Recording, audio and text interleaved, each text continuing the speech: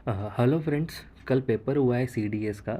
मेरे पास मैसेजेस आए थे कि सर पेपर थोड़ा सा अच्छा क्वेश्चंस थे हिस्ट्री के पॉलिटी के, तो मैंने भी पेपर देखा एंड मुझे लगा कि ये पेपर काफ़ी अच्छा है।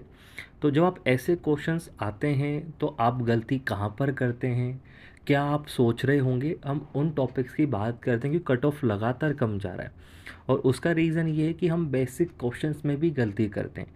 तो क्या पेपर टफ़ था, और अगर टफ़ था तो कैसे क्वेश्चंस आप अटेम्प्ट कर सकते थे, कौन सा आप लॉजिक या कौन सा अपना माइंड यूज़ कर सकते थे, और किस प्रकार से ये एग्ज़ाम आपको यूपीएससी प्रीलिम्स में हेल्प करेगा।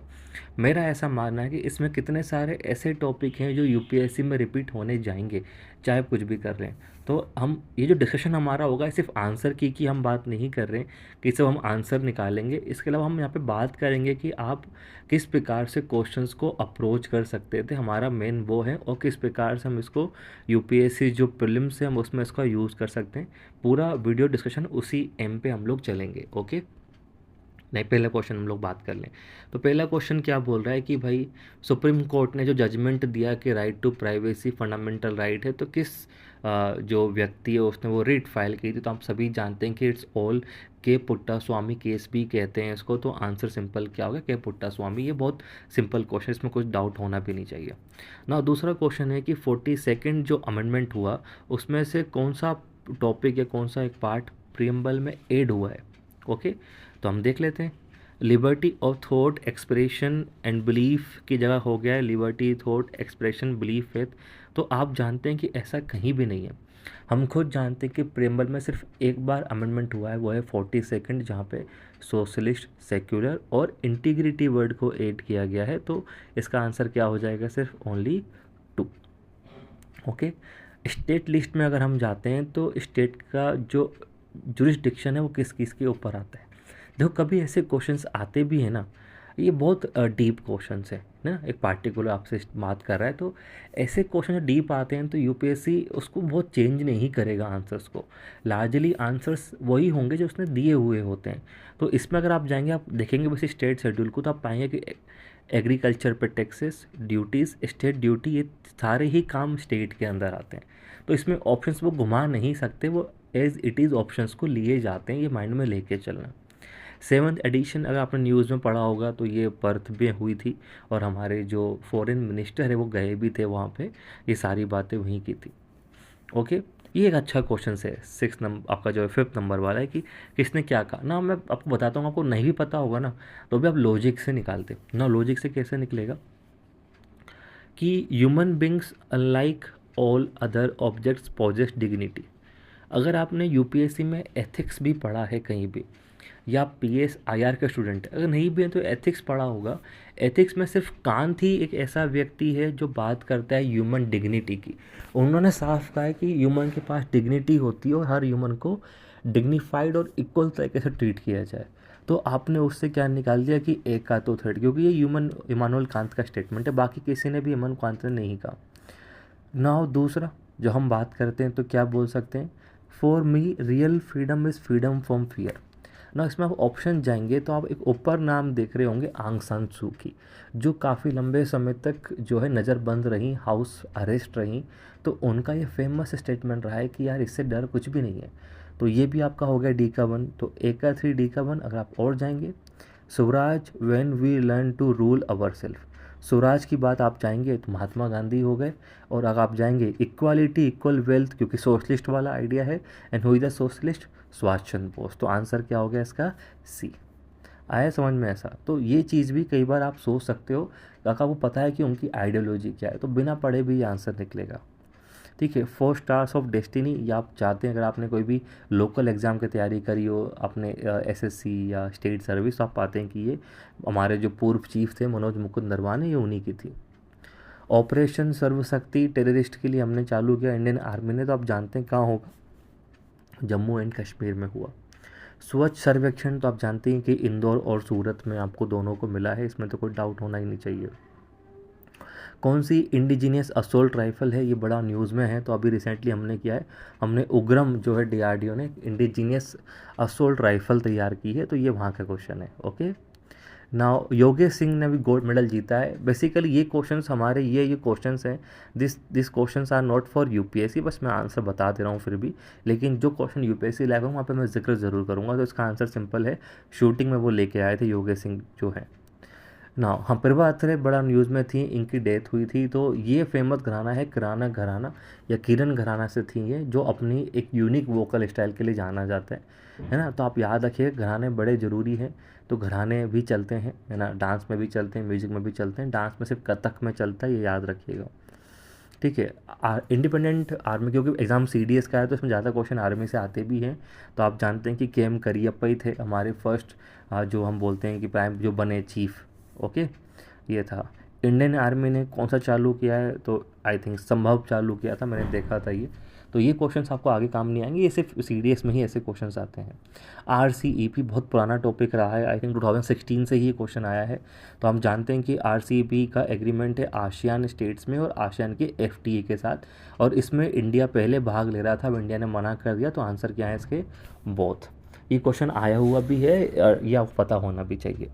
ओके, अभी इंडियन गवर्नमेंट एग्रीमेंट हुआ है लिथियम का, ये बड़ा क्वेश्चन आ सकता है। बेसिकली क्या होता है, लिथियम ट्रेंगल बड़ा न्यूज़ में है, हम उसको एक्सप्लोर करना चाह रहे हैं। लिथियम ट्रेंगल को जो है अर्जेंटीना, बोलीविया, आपका जो चिली जो कंट्री है वहीं का है। तो हमने डील की है किससे, अर्जेंटीना से। अगर आप उसको लिथियम ट्रेंगल भी आपको याद होता तो उसमें आप देखते हैं कि एक ही कंट्री आपको दिख रही है, तो Argentina is the right answer. Okay, Shanghai cooperation organisation का क्या गोल है, क्योंकि ये क्वेश्चन क्यों पूछा गया है, ऐसा क्वेश्चंस और डीप बन सकते हैं। एससीओ आपको तैयार रखना है इस साल के एग्ज़ाम के लिए। क्यों, क्योंकि इसकी लास्ट मीटिंग इंडिया में हुई थी ऑनलाइन मेथड में, संघाई कॉपरेशन ऑर्गेनाइजेशन, ठीक है। और ईरान इसका बन गया परमानेंट मेंबर। ये बड़ा न्यूज़ में भी था कि इंडिया, चाइना, ईरान एक साथ हो गए हैं, तो यूएस को दिक्कत होगी इससे, उसमें रशिया भी है। तो एक काइंड ऑफ एंटी यूएस एक बनता जा रहा है संस्था, तो ये बड़ा न्यूज़ में था। दूसरा है कि इसका गोल है new democratic fair rational international political economic order. यहाँ पे आप धोखा खा सकते हैं। अब वो क्या लगेगा कि यार ये इकोनॉमिक डेमोक्रेटिक वाली बात चाइना कैसे कर सकता है, बट ये इस संस्था का प्रॉपर गोल है, उसमें लिखा गया है कि हम डेमोक्रेटिक ऑर्डर की बात करते हैं। तो ये भी इसका स्टेटमेंट सही है। तो आंसर क्या है इसका भी, बोथ, ठीक है। आईसीसी अंडर 19 मेन, क्योंकि यूपीएससी आजकल क्वेश्चन पूछने लगी स्पोर्ट्स है।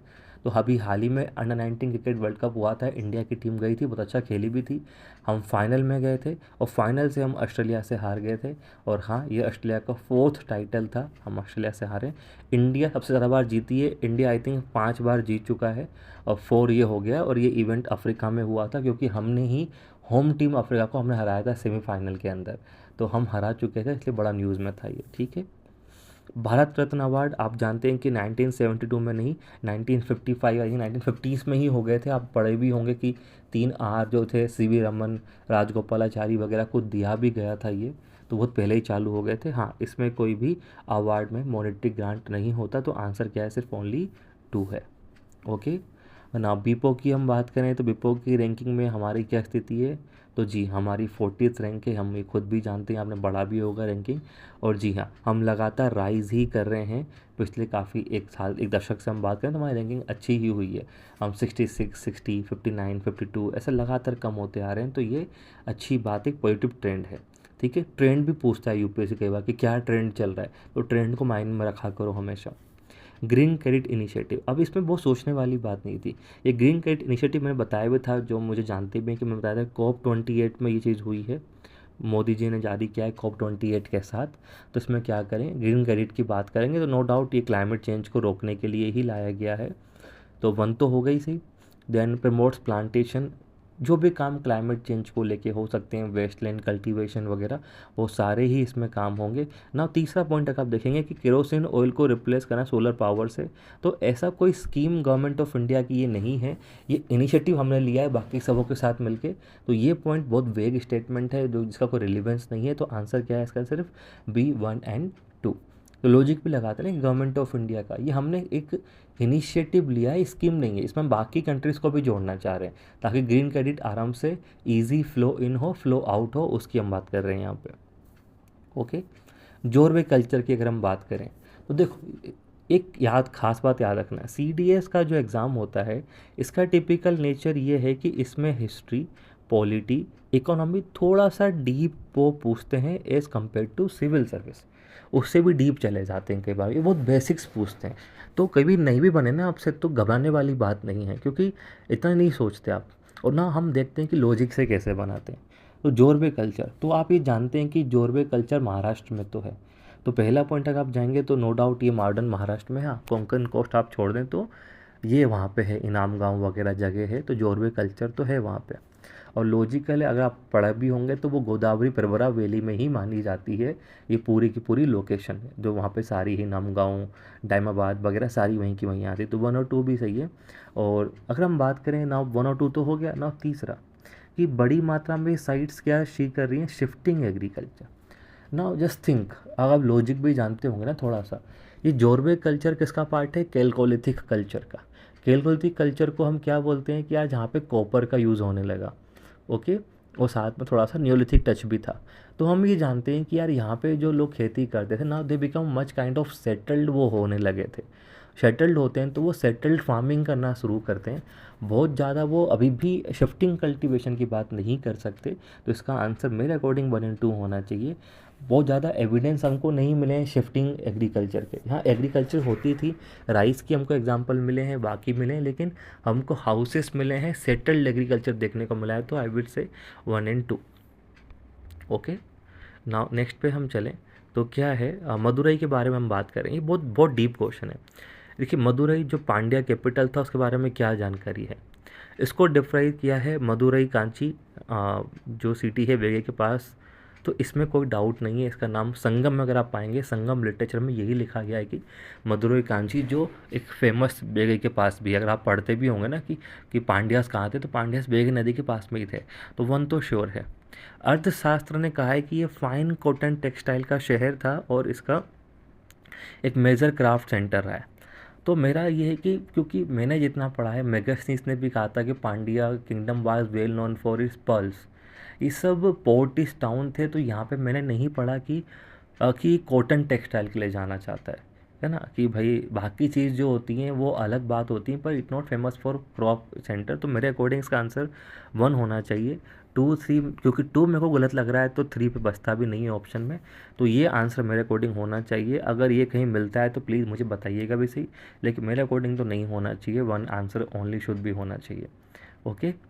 नाउ सवाई जयसिंह की अगर हम बात करें तो क्या है, तो सवाई जयसिंह ने लिखा है कि उसने फ्रेंच ला हीरे की टेबल यूज़ करी। तो ये परफेक्टली सही है। जो किताब भी है इसकी सवाई जयसिंह की, जिज ई जदीद ई मोहम्मद शाही करके किताब उन्होंने लिखी है, वो इसी का ट्रांसलेशन भी था। तो वो तो सही भी है।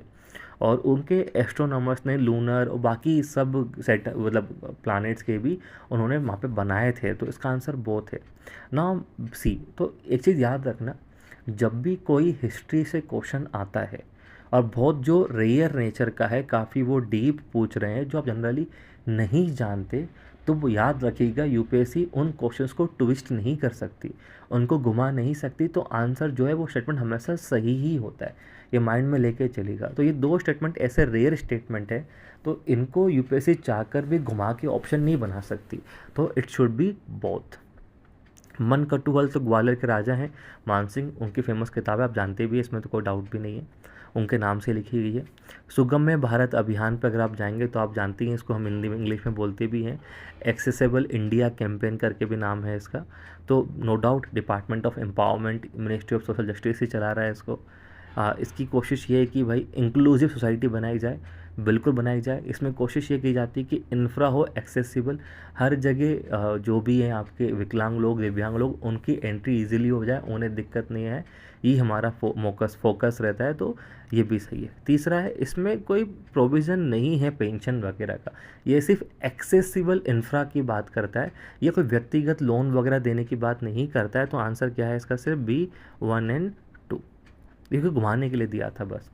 नॉन कॉपरेशन मूवमेंट में कौन सा एक एक्शन प्रोग्राम नहीं था। ये तो बहुत ही सिंपल क्वेश्चन है कि भाई कांग्रेस की टीम बनी थी, बॉयकॉट हुआ था ना। सी इज़ द आंसर, क्योंकि आप खुद जानते हैं कि लॉ एंड ऑर्डर को अपने हाथ में लेना ये तो गांधी जी अलाउ करे भी नहीं थे। ठीक है, तो आंसर सिर्फ क्या हो गया इसका, C. Now this is I would say most deep question and most tricky question अगर पूछा गया है तो ये। चलो फिर हम आंसर निकालने की कोशिश तो कर ही सकते हैं। ठीक है, अगर क्या निकलता है। तो मौर्यन स्टेट और फॉरेस्ट पीपल के बारे में क्या सही है। पहला क्या लिखा है, फॉरेस्ट पीपल को सब्जेक्ट किया जाता था new forms of political and economic domination, और उनको सबऑर्डिनेट किया जाता था, इवन असिमिलेट किया जाता था। ये प्रकार की लाइन लिखी है। पर अगर आपने मौर्यन एम्पायर पढ़ा भी होगा तो मौर्यन एम्पायर का एक थ्योरी चलती है कि उनका जो मेन कंट्रोल था वो कोर पे था, पेरीफेरल एरिया पे उनका कंट्रोल इतना नहीं था। इसका मतलब ये कि जो पेरीफेरल एरिया में रह रहे हैं इनके पास काफ़ी ऑटोनॉमी हुआ करती थी, ये रिलेटिवली काफ़ी फ्री रहा करते थे, अपने अकॉर्डिंग चलते थे।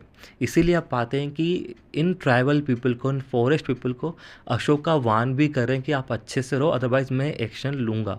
तो इट शोज़ कि उनके पास रिलेटिव फ्रीडम हुआ करती थी।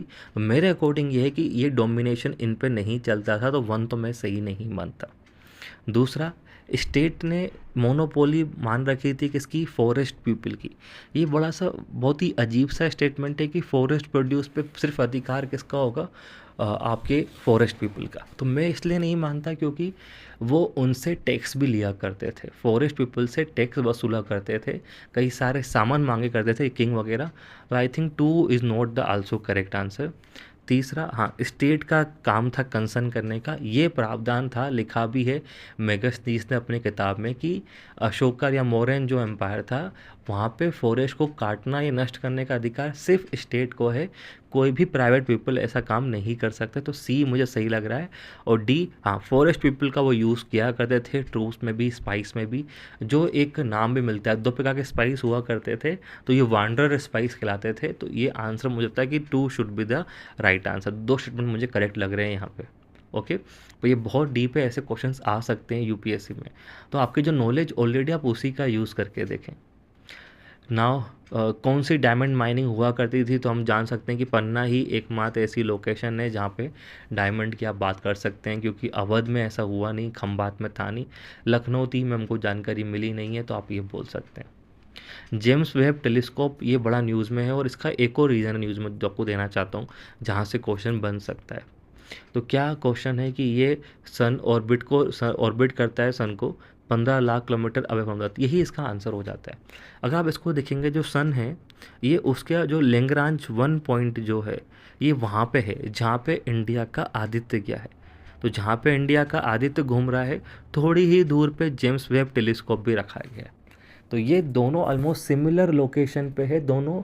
जो लेंगराज पॉइंट से, लेंगराज 1 जहाँ पे आदित्य हमारा गया है, उसी पॉइंट पे हमने बाकी सब ने जेम्स वेब टेलीस्कोप भी रखा हुआ है। तो इसीलिए इसका आंसर क्या हो जाएगा, 1। तो वहाँ से भी लिंक हो सकता है, ये याद रखिएगा। ठीक है।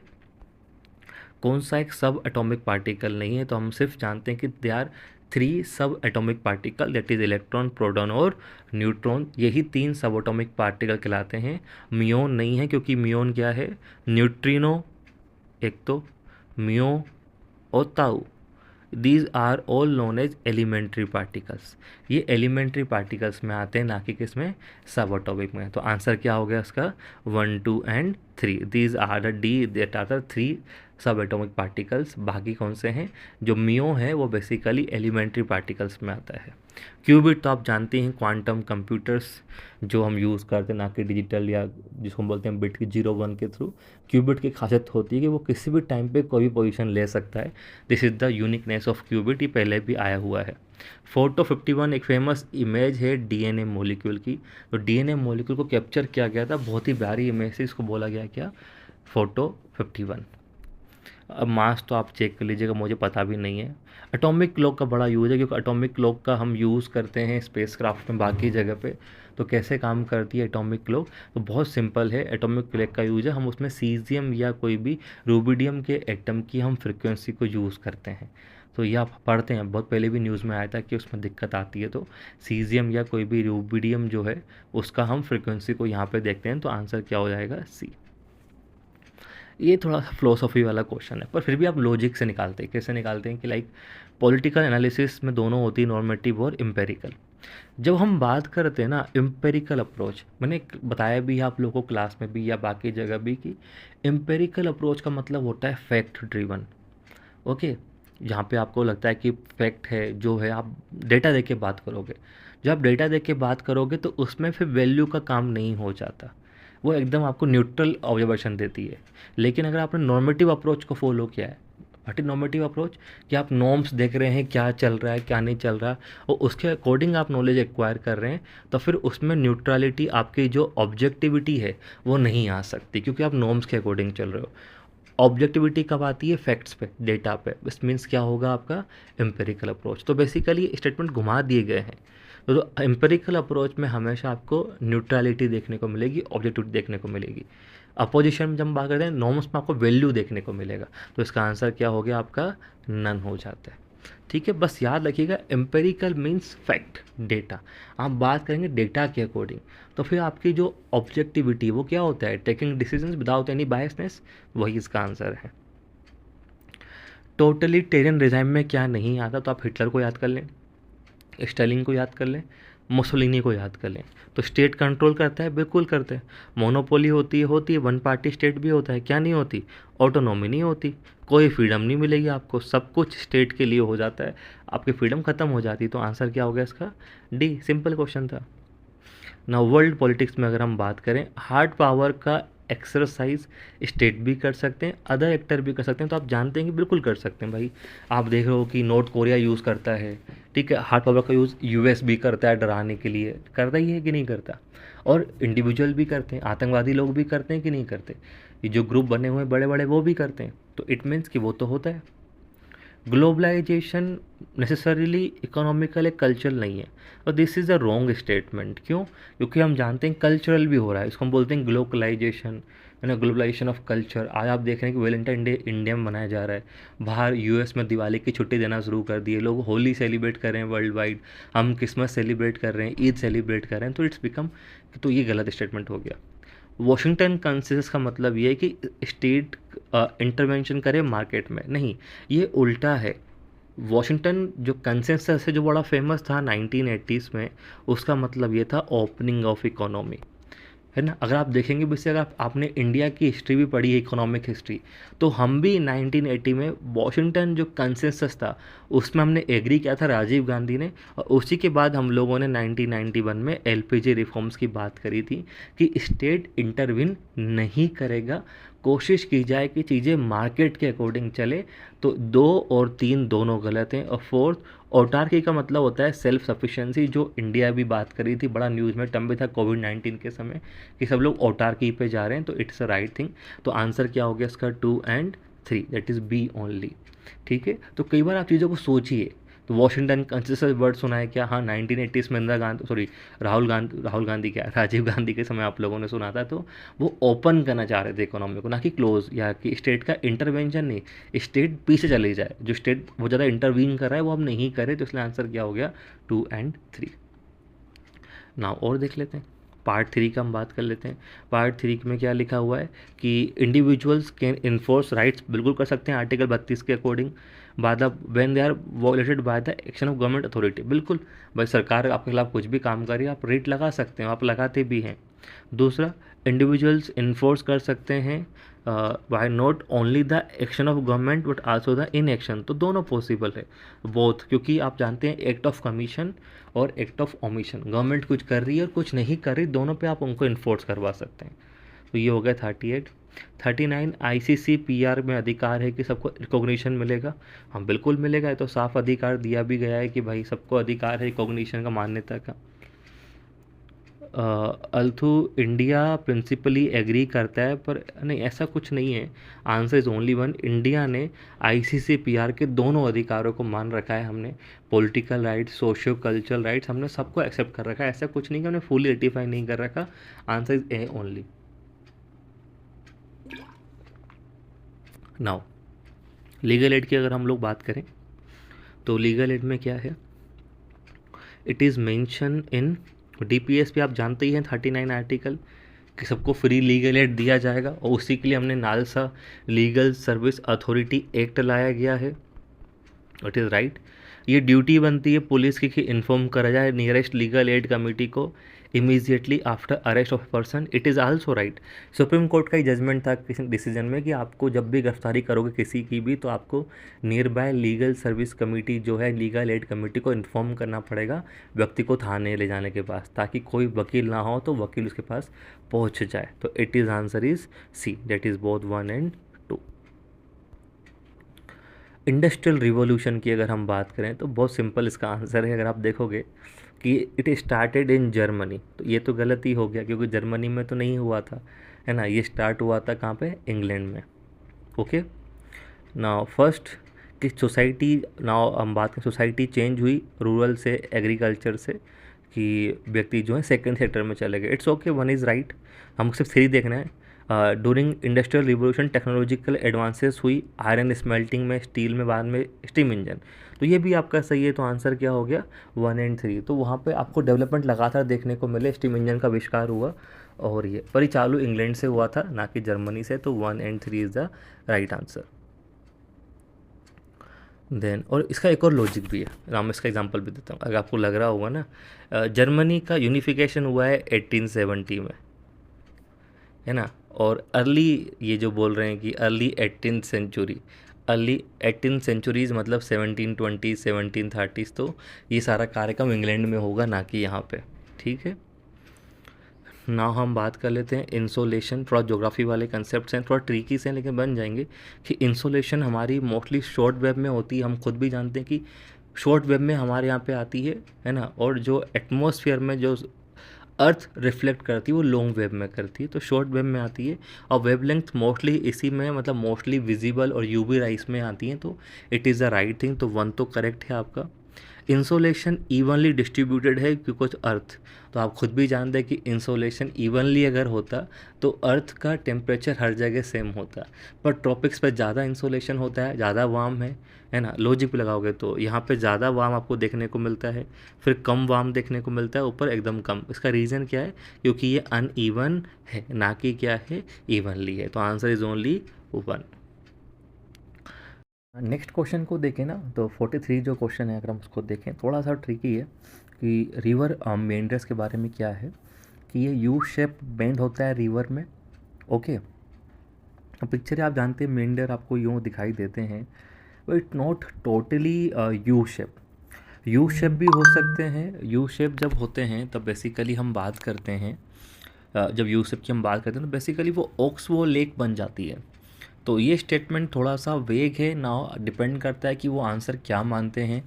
ठीक है, but not always U shape. हाँ, ये ऐसे भी घूम सकते हैं बहुत ज़्यादा, पर डिपेंड होता कि मेन रिंग का एंगल कितना है, तो ये एक बड़ी दिक्कत है। ठीक है, दूसरा, एक्सट्रीमली टाइट मेंढर को हम बोलते हैं गूजनेक। जो मैंने कहा कि जो एक्सट्रीमली टाइट होता है लाइक दिस, उसको हम बोलते हैं गूजनेक। जो ये इजीली कट जाता है और क्या बन जाती है, ऑक्सबो लेक, जो प्रॉपर यू शेप की होती है।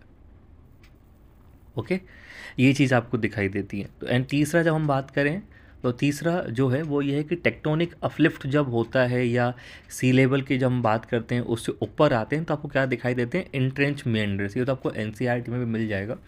तो बेसिकली मेरे अकॉर्डिंग इसका आंसर मैं 2 और 3 पे जाऊंगा। फर्स्ट की कोई श्योरिटी नहीं है, क्योंकि वो ऑक्सबो लेक आपकी यू शेप की बेसिकली होती है। ओके, तो 2 और 3 आप कैसे डिटरमाइन करेंगे कि रिलेटिव ह्यूमिडिटी क्या है। तो रिलेटिव ह्यूमिडिटी जानने के लिए आपको चाहिए होगा अब्सोल्यूट ह्यूमिडिटी और टेम्परेचर, क्योंकि रिलेटिव ह्यूमिडिटी डिपेंड करती है आपकी ह्यूमिडिटी के ऊपर, जो कि अब्सोल्यूट, और साथ में टेम्परेचर के ऊपर भी डिपेंड करती है। हालांकि जो अब्सोल्यूट ह्यूमिडिटी है उसका कोई लिंक नहीं टेम्परेचर से, लेकिन जो रिलेटिव है वो दोनों पे डिपेंड करती है, इसलिए आंसर मेरे अकॉर्डिंग सी होना चाहिए। ग्रीन हाउस गैस में सबसे ज़्यादा किसका है, एवरेज रेसिडेंस टाइम। इस मतलब ये है कि वो एटमॉस्फेयर में सबसे ज़्यादा समय तक कौन सी गैस रहती है लॉन्ग टर्म अगर हम बात करें तो अगर हम इसके अकॉर्डिंग जाएँ, या मतलब रहती है, देन वो मतलब डिवाइड हो जाती है अपने अपने पार्ट्स में। तो सबसे कम तो CH4 का रहता है, तो ये तो हो नहीं सकता। नाउ बच रहा है N2O CFC, तो दोनों ही बहुत क्लोज होते हैं, पर you can go for N2O। N2O का रफली 150 ईयर्स का माना जाता है। हाँ, 150 करीबन CFC भी रहता है, लेकिन CFC डिपेंड करते हैं, 80 से 140 भी हो सकते हैं, पर 120 140 प्लस हमेशा N2O होगा। माइट भी इसका आंसर N2O जाए। और BW किसके लिए स्टैंड करता है, आपने कोयपन पढ़ा भी होगा। कोयपन मतलब बी मतलब हमेशा एरिड या सेमी एरिड ही होता है, तो इसमें अगर आप जाएंगे तो will find desert climate. Okay, तो इसका 46 का बी हो जाता है आपका। नाउ बहुत सिंपल, कौन निकालता है लिस्ट ऑफ इंडेंजर्ड स्पीसीज, तो बेसिकली इट इज़ आपका IUCN, तो इसमें कोई डाउट ही नहीं। नेशनल वाटरवे नंबर 2 अगर आप जाएंगे, फर्स्ट है आपका गंगा हल्दिया, ये फर्स्ट है। देन ब्रह्मपुत्र धुबरी, सदिया धुबरी ये सेकंड है, कोट्टम ये जो है ये नंबर थर्ड है, और ये जो केनाल है काकीनाडा ये फोर्थ पे होती हैं। तो ये पता होना चाहिए चार। आई थिंक मल्टीपल टाइम्स पूछा भी हुआ है तो आप बना भी सकते हैं, इसमें कोई ऐसा बड़ा कोई वो नहीं है। कल्चरेबल वेस्टलैंड क्या कहलाता है? कल्चरल वेस्टलैंड ये डेफिनेशन दी हुई है आपकी एनसीईआरटी में, अगर आप जाएंगे तो कोई भी लैंड जिसको 5 साल तक आपने कुछ भी उसमें नहीं किया है, वो बेरन छोड़ रखी है 5 में, तो it is known as culturable wasteland. तो बेसिकली आंसर क्या हो गया इसका? डी। जिसको आपने 5 साल से ज़्यादा फैलो कर रखा है तो वो बन जाती है culturable wasteland. Angular velocity for all locations on the earth surface is same, ये सही है। अगर आप पढ़ते भी होंगे तो आप पाएंगे कि जो एंगुलर वेलोसिटी है वो अर्थ की वो हर लोकेशन पे सेम ही होती है। हाँ, पर जो लीनियर वेलोसिटी है वो वेरी करती है। कैसे वेरी करती है? अगर आप पोल्स पे जाएंगे तो आपको वो जैसे जाएंगे तो कम होती दिखाई देती है। It is maximum at equator, minimum at poles. तो answer is C, both 1 and 2। Rana Kumbha Mewar, now typical history questions मैं बताऊंगा भी कैसे आप इसको डील कर सकते थे। कि उन्होंने कमेंट्री लिखी है जयदेव गीत गोविंद पे, तो बिल्कुल लिखी है, उनका एक मेजर वर्क था। और जब भी आप राणा कुंभा पढ़ते हैं तो आप पढ़ते हैं कि उन्होंने 4 ड्रामा लिखे हैं और 4 लैंग्वेज में लिखे हैं। आई थिंक प्राकृत में एक है, अपभ्रंश भी है, राजस्थानी डायलेक्ट में लिखे हैं, तो ये भी सही है। तीसरा, उन्होंने बनाया है कीर्ति स्तंभ चित्तौड़ में on the victory of Gujarat. Now this is a tricky part. Kirti Chittor में 2 चीज़ हैं। चित्तौड़ में एक है कीर्ति स्तंभ, एक है विजय स्तंभ। ये जो विजय स्तंभ है ये है आपका किसका? राणा सांगा का, जो बनाते हैं मालवा और गुजरात की दोनों को हराने के बाद। ठीक है, महमूद खिलजी ऑफ मालवा एंड गुजरात के जो रूलर थे दोनों को मिलकर उन्होंने हराया था, तो उसी वजह से उन्होंने बनाया था विजय स्तंभ। और बैटल ऑफ सारंगपुर भी कहा जाता है इसको। सारंगपुर की बैटल हुई थी और दोनों पार्टी अपना अपना क्लेम करती है। एक विजय स्तंभ बनाया राणा कुंभा ने, एक विजय स्तंभ बनाया महमूद खिलजी ने। वो अब नहीं है, लेकिन 2 स्तंभ आपको देखने को मिलते हैं। और जो कीर्ति स्तंभ है, ये कीर्ति स्तंभ बेसिकली किसी राजा का नहीं है, ये एक जैन मर्चेंट ने बनाया था। और उनका नाम मुझे एग्जैक्ट अभी याद नहीं आ रहा, कोई जैसे उनका नाम था, जैन मर्चेंट का। उन्होंने ही अलग से बनाया था। तो कीर्ति स्तंभ अलग है, विजय स्तंभ अलग है। इट इज़ नॉट कीर्ति स्तंभ। तो आंसर क्या हो गया इसका? सी, 1 and 2। ये बहुत ट्रिकी, आई थिंक ये मैं बताता भी हूँ कि ये अंतर बेसिकली होता है। कौन से चोल राजा ने शैलेंद्र रूलर को मतलब बुद्धिस्ट बिहारा की बात की थी? तो सभी जानते हैं कि आप पढ़ोगे बेसिक एनसीईआरटी तो राज फर्स्ट के टाइम पे ऐसा हुआ था कि उन्होंने नागपट्टिनम, एक फेमस बुद्धिस्ट सेंटर है जहाँ पे उन्होंने बात की थी। ये नागपट्टिनम ना न्यूज़ में भी है, मैंने आई थिंक मैंने कुछ डाला भी है, क्वेश्चन डाला भी था मेरे ग्रुप पे। तो ये बड़ा न्यूज़ में था नागपट्टिनम, क्योंकि गवर्नमेंट यहाँ पे कुछ चला रही है, तो ये न्यूज़ में है सेंटर। ठीक है। कौन सा कोर्ट पॉइंट नहीं है कृष्णदेव राय का? तो आप जानते हैं जो उसमें अष्ट दिग्गज हैं, 8 ग्रेट पॉइंट्स, तो देख लो कौन सा नहीं है। तिमन्ना है, धुर जाति भी है, मल्लन भी है, कौन सा नहीं है? सिद्धेश्वर नहीं है। तो डी है, अष्ट दिग्गज में इनका नाम नहीं आता। सिम्हा विष्णु जो फाउंडर है पल्लव डायनेस्टी के, और महेंद्र वर्मन का आपको रॉयल पोर्ट्रेट कहाँ दिखाई देता है? तो अगर आप जाएंगे रॉयल पोर्ट्रेट, तो मामल्लपुरम में केव्स हैं, उस केव में अगर हम जाएंगे तो आदिवरा जो केव है वहाँ पे इनका पोर्ट्रेट बनाया हुआ है। थोड़ा डीप है लेकिन आप इसको स्किप भी कर सकते थे। ऐसे क्वेश्चंस को, जैसे ये जो क्वेश्चन इसको आप अटेम्प्ट नहीं करें तो बेटर, अगर नहीं जानते हैं तो। ठीक है। नाउ भक्ति पोइट नामदेव के बारे में कौन सा स्टेटमेंट करेक्ट है? नाउ अगर हम बात करें कितने स्टेटमेंट करेक्ट है, उन्होंने एक रोल प्ले किया साउथ भक्ति को नॉर्थ भक्ति लाने में। Okay, let's see. He was a rigorist monotheist, और कास्ट को मना किया। ये तो सच है क्योंकि वो वरकारी सेक्ट के थे और वो एक ही मोनोथिज्म की बात करते थे, विट्ठल की पूजा करते थे, तो उन्होंने इस प्रकार से ही कार्यक्रम किया। Then he was a devout follower of Kabir, तो वो कबीर के फॉलोवर नहीं थे, क्योंकि मैंने कबीर तो निर्गुण भक्ति में आते हैं, मोनोथिस्टिक, और वो भी जो किसी को नहीं मानते, पर ये तो वरकारी सेक्ट के थे, तो दोनों में ऐसा कोई रिलेशन नहीं है। तो 1 and 2 इज़ करेक्ट, क्योंकि नामदेव के काफ़ी सारे इन्फ्लुएंस रहे, जो कबीर के फॉलोवर्स भी थे, उन्होंने भी काफ़ी नामदेव को माना, तो नॉर्थ इंडिया में भक्ति को बढ़ावा उन्होंने दिया, तो दैट इज़ राइट। तो I think 2 statement is correct. इसके अंदर हम बात करें ना, अगर हम नेक्स्ट पे चलें तो अगर पता होगा ना नामदेव बेसिकली मराठी सेंट हैं और वरकारी सेक्ट के हैं, तो फिर आप ये थर्ड वाला एलिमिनेट कर सकते थे, बहुत ईजी टॉपिक था। नाउ मेडिसिन की हम बात करते हैं, तो क्या पूछ रहे हैं वो कि जो ग्रीको अरेबिक ट्रेडिशन है तिब ई यूनानी, वो आइडेंटिकल है पर्शियन मेडिसिन से। तो ये होता भी है, यूनानी मेडिसिन पर्शियन से काफ़ी लिंक होती है, ये आपको आयुष पोर्टल पे भी दिया हुआ है। और नहीं पता भी होना तो ये ऐसे स्टेटमेंट होते हैं, ये बहुत रेयर स्टेटमेंट है, इनको आप ट्विस्ट नहीं कर सकते, ये एज इट इज़ पुट किए जाते हैं, क्योंकि आप ये नहीं जानते तो ये है। हार्वे ने डिस्कवरी की थी ब्लड सर्कुलेशन की, उसकी जानकारी दी गई फ्रेंकोस बर्नियर के द्वारा। ये एक प्रॉपर फैक्ट दिया हुआ हिस्ट्री की बुक में, क्योंकि जब फ्रेंकोस बर्नियर आया वो लिखता है इंडिया में कि हम कितने पिछड़े हैं, कि साइंस कितनी पिछड़ी, कि उसने कहा कि जो डिस्कवरी हुई है ब्लड सर्कुलेशन की वो इंडिया में कोई जानता ही नहीं है, यहाँ के वैद्य जानते ही नहीं है, तो वो एक को एक्सप्लेन करने जाता है, तो ये भी एक पिक्चर होती, तो टू भी सही है। और अपना practice of smallpox inoculation why discovery in Unani and Ayurvedic text, तो ये भी है। अब ना लॉजिकल सोचो, इसमें डाउट क्या करोगे कि स्मॉल पॉक्स इनोकुलेशन है या नहीं। अब कितना बड़ा आयुर्वेद का ग्रंथ है, कितने बड़ा यूनानी है, तो कहीं ना कहीं तो दिया होगा। अब यूपीएससी तो ऐसा होगा नहीं कि चीज़ नहीं दी होगी। तो ये जो फैक्ट होते हैं ना, ये फैक्ट काफ़ी रेयर फैक्ट में काउंट होते हैं। तो यूपीएससी अगर इनको उठाएगी तो इनको वो चेंज नहीं कर सकती, इसमें मन से एडिशन नहीं हो सकते। ओके, क्योंकि ये काफ़ी डिटेल में चीज़ दी होती है, ये चीज़ें होती ही हैं, तो ये बाय लॉजिक लगाया करो, ये सही ही होगा। तो आंसर क्या है इसका? डी। ऑल थ्री, आपको तीनों ही करेक्ट दिखाई दे रहे हैं।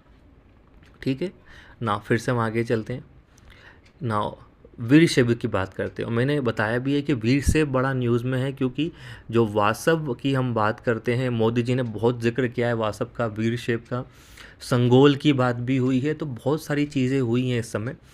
तो वीर शैविज्म का ओरिजिन 5 टीचर से देखा जाता है।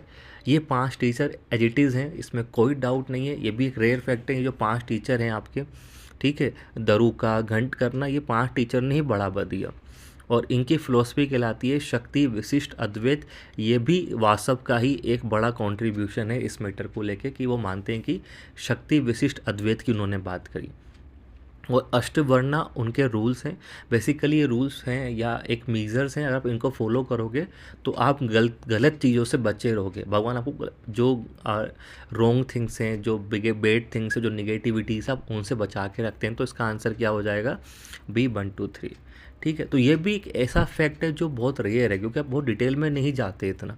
तो अगर कोई चीज़ पुट किया जा रहा है तो आपको मान के चलिए उसमें ट्विस्ट नहीं करेंगे, तो आंसर इसका भी क्या बनेगा? डी बनेगा। कश्मीर शैविज्म के फाउंडर कौन है? कश्मीर में सबसे पहले लेके गया था वासुगुप्त। तो वासुगुप्त ने शैविज्म को फैलाया, बाद में उनके शिष्य अभिनव गुप्त वगैरह ने आगे लेके गए। Vasugupta was the first.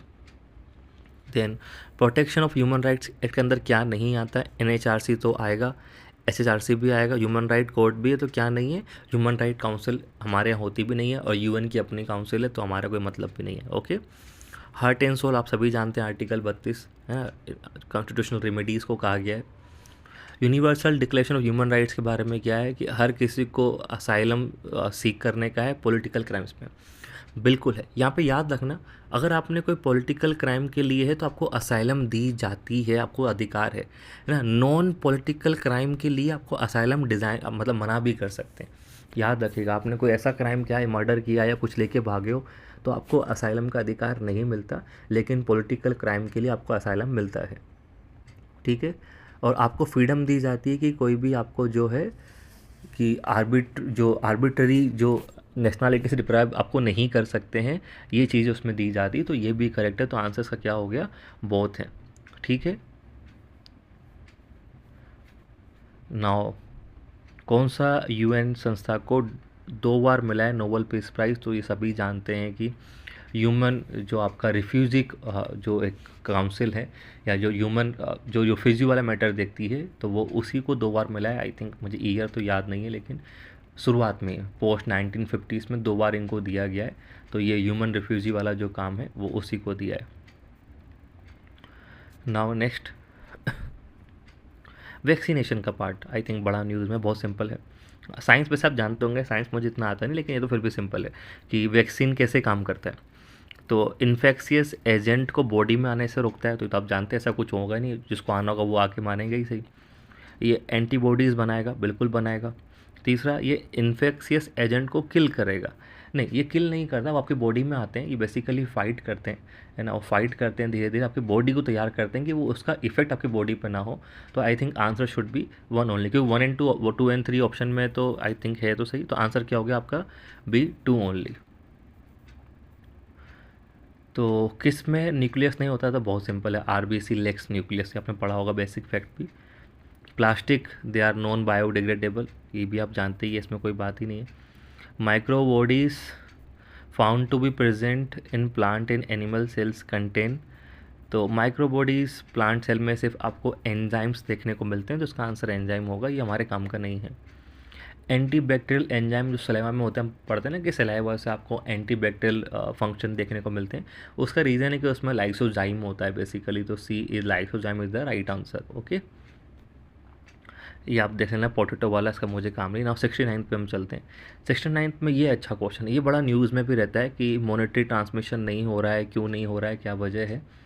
तो मॉनेटरी ट्रांसमिशन का जो कंसेप्ट है वो ये है, किस पर डिपेंड करता है। अगर आप पढ़ेंगे 3 फैक्टर होते हैं, एक होता है weighted average lending rate, WALR, ठीक है। दूसरा होता है weighted average domestic term deposit rate, that is 1 and 2, और तीसरा होता है मार्केट जो लेंडिंग रेट है वो। तो बेसिकली 1 2 3 ये चीज़ होती है। FDF तो एक्सेस लिक्विडिटी को मैनेज करने के लिए आएगा, तो 4 तो पॉसिबल ही नहीं है, इसलिए आंसर क्या हो गया इसका, B 1 2 and 3। और अगला क्वेश्चन है भी SDF को लेके ही, कि स्टैंडिंग डिपॉजिट फैसिलिटी 2022 में लाई गई, तो बिल्कुल 2022 में RBI गवर्नर लेके आए थे, क्योंकि जो एक्सेस जो लिक्विडिटी थी उसको आपको डील करना था, तो उसके लिए लाया गया था। इसने रिप्लेस किया है fix reverse repo rate as the floor of the LF corridor, बिल्कुल जो फिक्स रिवर्स रेट का जो था उसको रिप्लेस किया है, क्योंकि इसके थ्रू आप मतलब ओवरनाइट आप चीज़ों को यूज़ कर सकते हैं, और इसका हमेशा आई थिंक 25 पॉइंट्स हमेशा कम रहता है बाकी चीज़ों से, ऐसा कुछ भी है, बस चेक कर लीजिएगा। तो ये HDF का दोनों पॉइंट आपको सही दिखाई देंगे, आंसर इज C ना। होलसेल प्राइस इंडेक्स में क्या क्या वेटेज आपको दिखाई देते हैं। फ्यूल पावर बहुत सिंपल है, देखो सबसे ऊपर होता है मैन्युफैक्चरिंग, फिर होता है प्राइमरी आर्टिकल, फिर होता है फ्यूल। तो आप देख लो कौन सा है, तो फ्यूल पावर का हाई वेटेज है, नहीं उसका हाई नहीं, वो थर्ड पे आता है। मैन्युफैक्चर का ज़्यादा है, बिल्कुल ज़्यादा है, तो आंसर क्या हो गया, सिर्फ ओनली 2। ये याद रखना MPF, ठीक है, manufacturing primary articles then fuel. अगर इंडिया एंटर करेगा फ्री ट्रेड एग्रीमेंट में, तो क्या क्या कंडीशन है कि उसके एक्सपोर्ट्स बढ़ेगा, किस पर डिपेंड करेगा। तो लॉजिकल है भाई, टेरिफ कितने कम हैं, रूल्स ऑफ ओरिजिन को कितना रिलैक्सेशन दिया गया है, क्योंकि कई बार ऐसा होता है ना, स्ट्रिक्ट रूल ऑफ ओरिजिन है तो कितना है, कितना कंपलसरी कि आप हमारे यहीं से प्रोडक्ट लो। भाई सिंपल है, अगर आपने रूल ऑफ ओरिजिन को आपने नहीं माना तो क्या होगा भाई, चाइना हमारे यहाँ पे डंप करके एक्सपोर्ट करा सकता है, तो इसलिए इंडियन ओरिजिन गुड्स कंपलसरी लेने होंगे, तो ये भी होता है। ये टेबल भी होती है, आप देख सकते हैं। तो SPS PS मेजर्स का भी रहता है, तो आई थिंक सारे ही आपको देखने को मिलेंगे। तो आंसर क्या होगा, 1 2 3 4 5। आपका इंफ्रा, आपका इनकम, सारी चीज़ें इसमें चली जाती हैं। देन फिर से साइंस है, तो साइंस का मुझे कोई काम नहीं है। ओके, ये देख लो, मिथेनॉल टॉक्सिक क्यों है, क्योंकि मिथेनॉल इकोनॉमी की बात भी की जा रही है, तो ये बड़ा न्यूज़ में रहता है।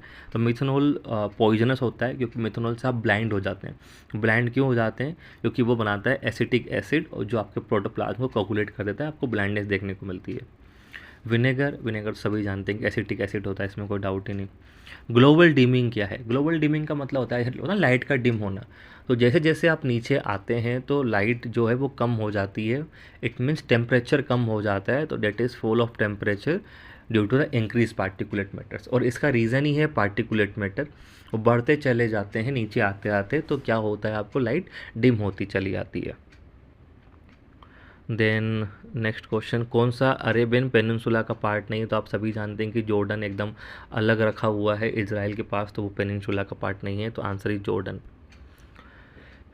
G20 समिट का ऑब्जेक्टिव क्या है, इसमें तो कोई डाउट ही नहीं, बिना देखे आप और लगा दो C 1 2 3, क्योंकि 10 चीज़ें थी, ग्रीन डेवलपमेंट, SDG का एक्सेलरेशन, वुमेन डेवलपमेंट, बहुत चीज़ें थी, तो ये क्लियर चीज़ें थी, तो इसमें तो कोई डाउट होगा ही नहीं। नाउ कैजुअल जो ऑर्गेनिज्म जो डेंगू फीवर कराता है, तो क्या है, तो आप जानते हैं जो डेंगू फीवर कराता है जो वायरस है, बेसिकली वो फ्लेविरिवो वायरस है, जो सेम वायरस है जीका वाला, उसी का सेम वायरस कहलाता है, तो आंसर इस फ्लेविरिवो वायरस, ये इसी फैमिली को बिलोंग करते हैं। ब्लड क्लोटिंग आपका प्लेटलेट्स कराता है, तो आप जानते ही होंगे। ओके, अगर ये भी जान लो, आपके हार्ट में कोई भी चीज़ पल्स फेल होती है, क्यों होती है, क्योंकि आपकी आर्टरीज कॉन्ट्रैक्ट या एक्सपांड होती हैं, इसमें कुछ है नहीं। एग वाइट क्यों हो जाते हैं, बॉईल करने उसमें प्रोटीन होता है एल्बुमिन, तो वो बेसिकली वाइट होता है, तो उसकी वजह से होता है, इसमें कोई डाउट ही नहीं है ना। फिर से चलते हैं क्वेश्चन इकोनॉमी को लेके। GDP डिफ्लेटर जो है आपका वो एवरेज प्राइस शो करता है unchanging basket of commodity that constitute the GDP of country. GDP deflector का आप यूज़ कर सकते हैं रियल जीडीपी के लिए। तो आप खुद भी जानते हैं जीडीपी डिफ्लेक्टर बेसिकली क्या होता है, नॉमिनल और रियल की हम बात करते हैं। तो इसके लिए आप ये मेज़र ही किसका है, इन्फ्लेशन का। क्योंकि क्या हो रहा है, नॉमिनल जीडीपी का मतलब क्या है, दैट इज़ इन्फ्लेशन के अकॉर्डिंग जीडीपी का एडजस्ट किया गया है। एंड व्हाट इज़ रियल, कि जो रियल रेट पे अगर हम कंपेयर करें तो आपका प्रोडक्शन बढ़ा है कि नहीं बढ़ा। तो इसके थ्रू आप इन्फ्लेशन बिल्कुल कैलकुलेट कर सकते हो।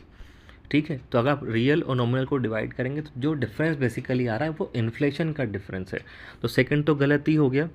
और फर्स्ट है कि कैप्चर करता है average price of an unchanging basket.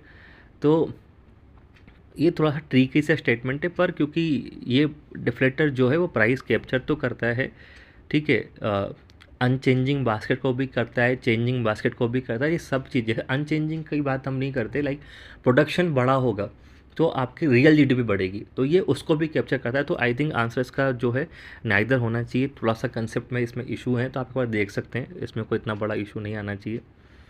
Now अगर हम नेक्स्ट चलते हैं, ये प्राइस इंडेक्स आप एक बार देख लीजिएगा, क्योंकि ये बहुत कोर इकोनॉमी है, इतना डिटेल में तो मेरे को नहीं जाना रहता ना। हम रिजर्व पे अगर हम जाते हैं तो नो डाउट हमारे सारे रिजर्व किस में, फॉरेन करेंसी में होते हैं, इसमें कोई डाउट नहीं है ना, मेजोरिटी यही है। और कोई कॉस्ट नहीं होती है फॉरेन करेंसी को, नहीं, ये गलत बात है। इसमें आपको मिलती है अपॉर्चुनिटी कॉस्ट। अगर आप इसको रखेंगे तो उसकी वैल्यूएशन, उसका मूवमेंट, तो सारी चीज़ आपको देखनी पड़ती, तो कॉस्ट उसकी होती ही है। इसीलिए आरबीआई जो है पैसा रखता है रिजर्व में, है ना, वो बात आती हुई। तो आंसर क्या है इसका, ए ओनली। नाउ अगर हम बात करें, ये बेसिकली कोर इकोनॉमी है, जो जिसका बेसिक इकोनॉमी रहा है, कॉमर्स का बैकग्राउंड है, तो बना सकता है इन क्वेश्चंस को। आपसे ना ही बनते तो कोई बात नहीं, ठीक है। तो इसको आप चाहो तो छोड़ भी सकते हैं, क्योंकि ये कोर इकोनॉमी का क्वेश्चन है, इसको कोई मतलब नहीं है। नाउ जीएसटी के बारे में कौन सा करेक्ट नहीं है, 115, 122। प्रीसियस मेटल, अगर मैं इन सबको देखूँ ना तो ये आपको वैसे स्किप करना चाहिए, क्योंकि ऐसे क्वेश्चन आपको ये छोड़ने के लिए होते हैं, इसलिए कट ऑफ भी कम जाता है। पर अगर आप जाएंगे, प्रीसियस मेटल हमारे यहाँ पे 1% जीएसटी में नहीं है, वो आई थिंक 3% या 2% के रेट पे हैं, तो ये तो पॉसिबल नहीं है। तो आंसर इसका सी होगा, पर ये छोड़ सकते हैं आप ना। ये अच्छा क्वेश्चन है नेक्स्ट वाला। तेंदुलकर कमेटी जो बनाई गई थी उसमें क्या है, तो उसने ऑल इंडिया पॉवर्टी लाइन का यूज़ किया, बिल्कुल किया। और ये इसने ऑल इंडिया का यूज़ किया, तो ये उसकी खास बात थी, ठीक है, रेफरेंस के फॉर्म में, तो ये सही है। दूसरा, इसने पॉवर्टी लाइन को फूड कैलोरी नॉर्म से नापा, ये इसने अबोलिश किया था।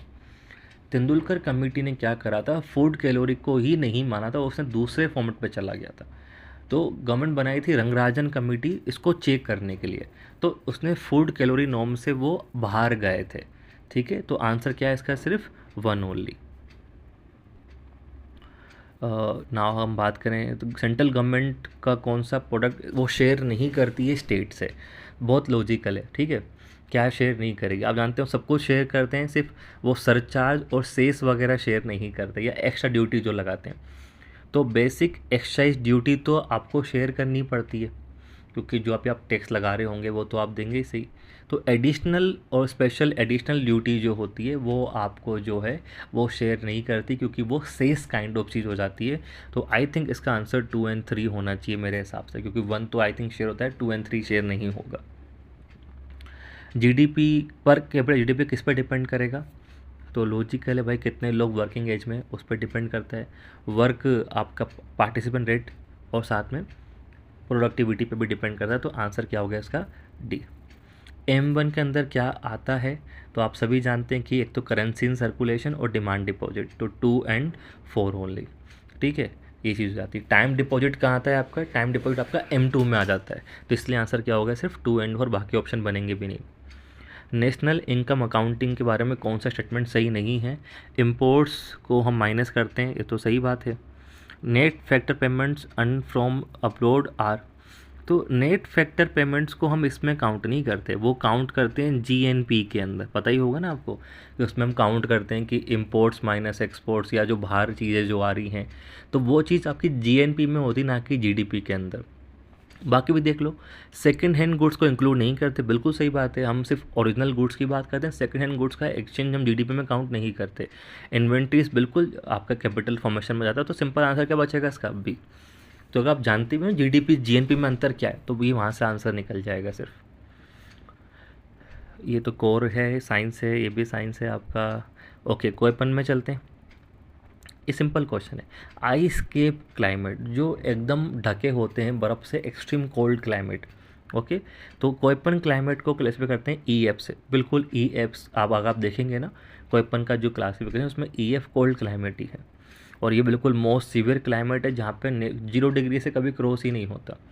और इंडिया में तो ये चीज़ इंडिया में मिलती ही नहीं। अगर आप पढ़ोगे कोईपन इंडियन क्लासिफिकेशन, तो हमारे यहाँ पे सिर्फ डी तक ही जाता है। हमारे यहाँ पे एफ तो हम पहुँचते ही नहीं हैं, क्योंकि ये सिर्फ आपको अंटार्कटिक और ग्रीनलैंड वाली जगह पे ही देखने को मिलता है, इंडिया में कहीं नहीं मिलता। इसलिए आंसर क्या है, बी 1 एंड 2। ना अंटार्कटिक के बारे में कौन सा स्टेटमेंट सही है? इसकी हाईएस्ट एवरेज एलिवेशन है, बिल्कुल। सी लेवल सबसे ऊपर कोई हिस्सा है तो वो आपका यही है जहाँ पे सबसे ज़्यादा है। माउंट विंसन इसकी हाईएस्ट पीक है, बिल्कुल है। तो आंसर क्या हो गया, सी इसका आंसर हो गया। कौन सा बायोस्फीयर रिजर्व 3 स्टेट में आता है? तो 3 कौन सा आएगा, आप भी जानते हैं, नीलगिरी। नीलगिरी जो आपका जो 3 स्टेट में आता है, कर्नाटका, केरला और Tamil Nadu, that is Nilgiri.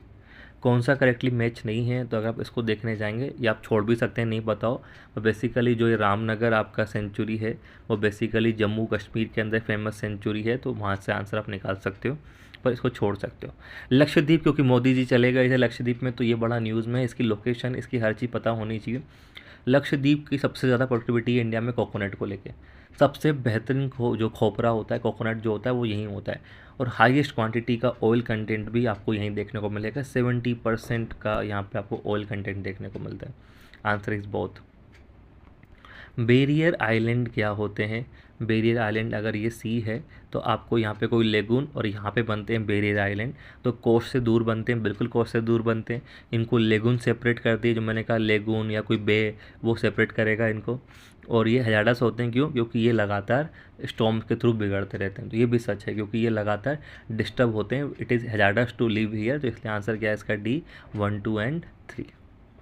Okay ना, वो एक आपको हिंट दे रहा है, high thin puffy white cloud. तो हाई और पफी चले गए, तो हाई मतलब सीरस, पफी मतलब रुई के जैसे, तो रुई को क्या बोलते हैं, क्यूमुला। तो क्यूमुलस और सीरस यहाँ पे दिख गया। हाइट के 20,000 40,000 फीट, मतलब काफ़ी हाइट। तो नाव इसी को देख के लग जाएगा। नाव फिर से ऑप्शन दे रहा है मैकरल स्काई, क्योंकि वो कलर्ड आपको पिंक दिखाई देते हैं। तो बहुत सिंपल, इसका आंसर क्या होगा, सीरो क्यूमुलस। सीरो मतलब highest, cumulus means like a cotton जो होती है ना, रुई जैसे दिखाई देते हैं आपको। तो answer is D. Drainage pattern की बात कर रहे हैं कि कॉमन पैटर्न है सबसे ज़्यादा, यूनिफॉर्म रॉक में होता है, आपको पत्तियों के जैसे दिखाई देता है। तो जो आपको ये चीज़ दिखाई देती है पत्तियों की जैसे, तो basically it's answer is dendritic. जो ब्रांच ऑफ ट्री, इसका एक सब पार्ट होता है, मुझे उसका नाम एग्जैक्ट याद नहीं आ रहा, पीनाइट या पीन से नाम होता है उसका, और दिखता वैसा ही है। तो इसका आंसर क्या होगा, डेंड्रिटिक, जो मोस्ट कॉमन पैटर्न है इंडिया में। ठीक है, गेटवे सिटी नाम से लग रहा है जो गेट पे एंट्रेंस पे है, तो क्या लगेगा, ये फिजिकल लोकेशन है जो एक रीजन या एक कंट्री को दूसरे से अलग करती है। तो बिल्कुल सही, इसको बोलते हैं गेटवे सिटी। ठीक है, मान लो 2 कंट्री पास पास है, तो जो बॉर्डर पे जो कंट्री, वो क्या कहलाएगी, सिटी क्या कहलाएगी, gateway city. Gateway city control करती बड़े एरिया पे, क्यों? क्योंकि वही एंट्री और एग्जिट डिसाइड करती किसी भी कंट्री की।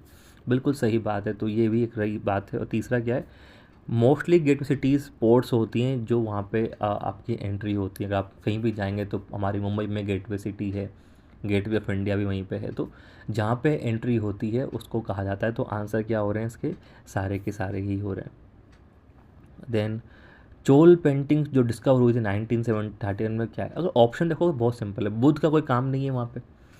ठीक है, यक्षी का कोई कार्यक्रम नहीं है, पास्ट का कोई काम नहीं। तो आंसर क्या है, शिव जो है योगा दक्षिण मूर्ति से दिखाई दे रहे हैं, योगा काइंड ऑफ वो करते हुए दिखाई दे रहे हैं। ऐसे और भी पेंटिंग वहाँ पे दिखाई दी। तो आंसर क्या है इसका, बी ऑप्शन।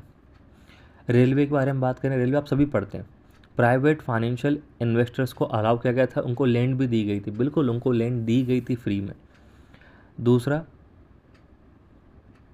इन्वेस्टर को 5% का फिक्स दिया गया था, कि ये भी सही बात है कि उनको फिर 5% गारंटीड रेट पे लाया गया था।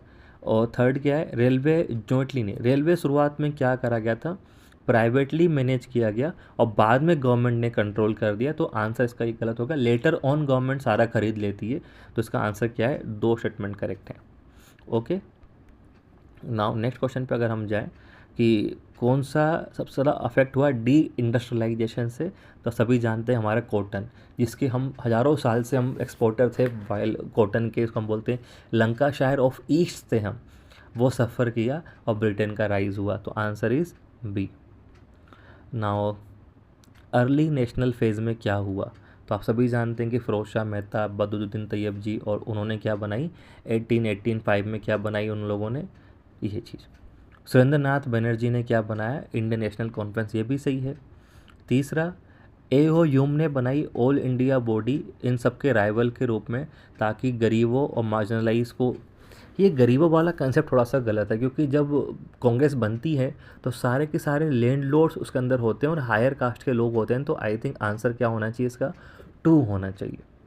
क्योंकि जो वर्ड है ना पुअर एंड मार्जिनलाइज, तो दिस इज़ थोड़ा सा ट्रिकी बना रहा है, क्योंकि सारे के सारे लैंड लॉर्ड्स थे, ब्राह्मण्स थे, है ना, पढ़े लिखे लोग गए थे, सब एजुकेटेड थे, कोई ऐसा गरीबों और मार्जिनलाइज लोग को नहीं लेके गए थे, तो आई थिंक इसका आंसर 1 और 2 होना चाहिए, तो 2 ये है। GMRT giant metre wave radio telescope क्या है, तो सभी जानते हैं इसमें बहुत सारे पैराबोलिक एंटीना लगाए गए हैं। फर्स्ट कमर्शियल स्पेस स्टेशन, तो ये अभी न्यूज़ में भी था, एक्सियोम स्टेशन है जो कमर्शियली लॉन्च किया गया है, आप उसको यूज़ कर सकते हैं। ओके, फेरोमेंटी का काम है नहीं, ये हमारा काम है नहीं है। नाउ हम आगे चलते हैं। मराकेश पार्टनरशिप, हम जानते हैं कि ये क्लाइमेट को लेके है ना, इसमें गवर्नमेंट भी काम कर रही है, आई थिंक सारे स्टेटमेंट सही है, इसमें तो कोई डाउट वाली बात है नहीं, ये न्यूज़ में भी रहा। तो सस्टेनेबल डेवलपमेंट गोल, है ना, क्लाइमेट चेंज, तो गवर्नमेंट प्लस इंडस्ट्री सब लोग मिलके काम करना चाह रही हैं, तो ये मराकेश पार्टनरशिप कहा जाता है। ठीक है,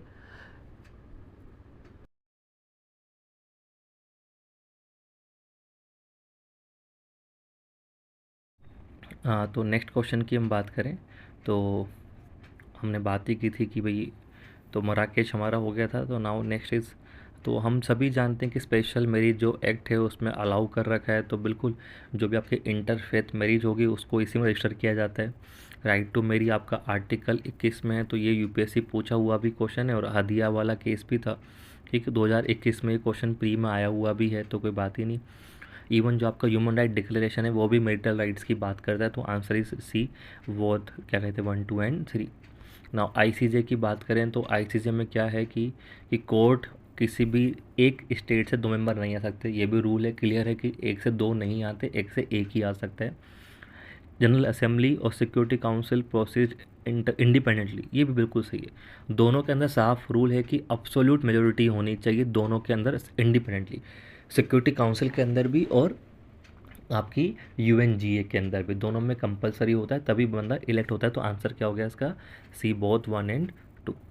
नाउ नेक्स्ट पे अगर हम लोग जाएं तो नेक्स्ट पे क्या है आपका कि भूनिधि विस्टा क्या है, तो ये बिल्कुल एक डेटा विजुलाइजेशन सर्विस चालू की है इसरो ने आपकी, इसके थ्रू आप जो रिमोट सेंसिंग सैटेलाइट है सेंटिनल 1, 2 और भी बहुत सारे आप उनके डेटा आप यहाँ पे देख सकते हैं, तो आंसर क्या है इसका, सी।